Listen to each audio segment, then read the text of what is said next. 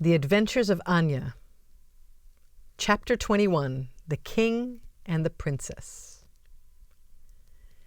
Guided by Griffin, the princess and her rescuers approached the palace gates of the king as the rising sun cast a gentle glow on their tired faces. King Gustav, overcome with joy and tears, embraced his lost daughter, Princess Alyssa. Grateful beyond words, he turned to face the brave souls who had risked everything to bring his beloved child back home. Anya, Barry, Coco, and Griffin. The king spoke, his voice filled with genuine appreciation.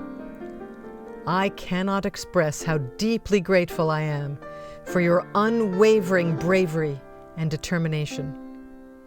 You have given me the most precious gift of all. To honor your heroic efforts, I bestow upon each of you the highest recognition, medals that shine as a symbol of your bravery. In addition, I offer you homes of your own where your hearts can find solace and peace. And as a token of my gratitude, may you enjoy the finest berries from my kingdom, a delectable reward for your loyalty and friendship.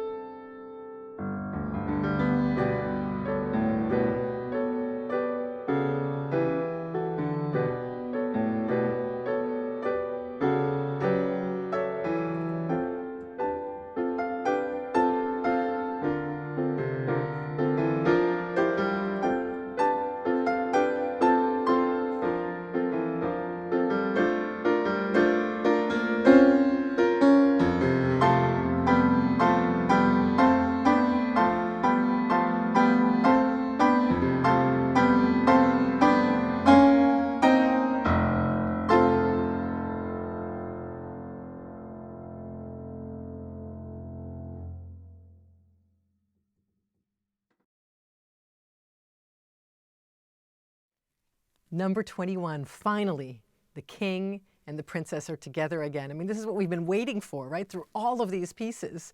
So joyfully is an understatement. And you play this accompaniment in the right hand already from the very beginning. Think of it as filled with love.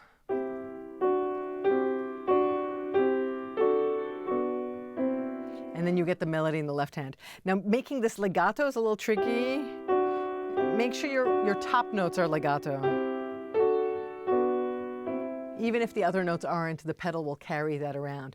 And then you get to hear the cello sound, right? That is the king's voice.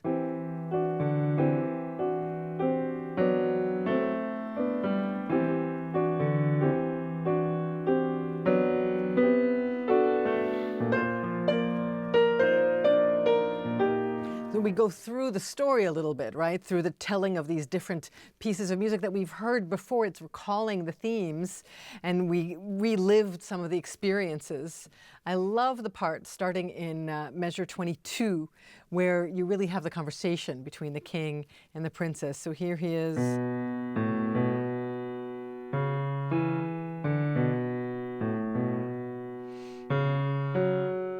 And here she is. And he interrupts. And she interrupts. They're so happy to see each other. Right? right? It's just a wonderful dialogue. And if it were without the right hand, it would be a piece of cake. But because it's not just with the right hand and you have to go over, it does take a little bit of coordination and planning. Notice that often some of the, certain of the voices are mezzo forte and others are mezzo piano. And of course, the accompaniment is piano. So for example, at the very beginning, you have mezzo forte in the left hand and mezzo forte in the right.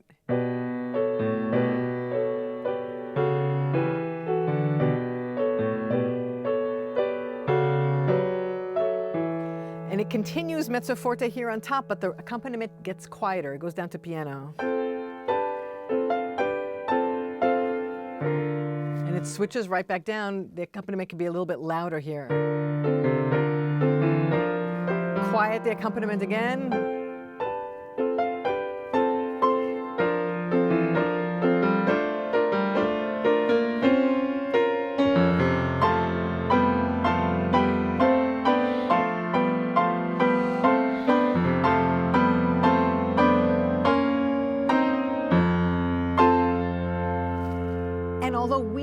This isn't actually the end of the piece, there's another movement, but it is actually the end of the story. So in a sense, this moment is like the tonic cadence that comes at the end of a piece before the rest of the coda, right? Before that part where we celebrate having achieved our tonic cadence. So you can feel that same kind of sense of resolution and ending.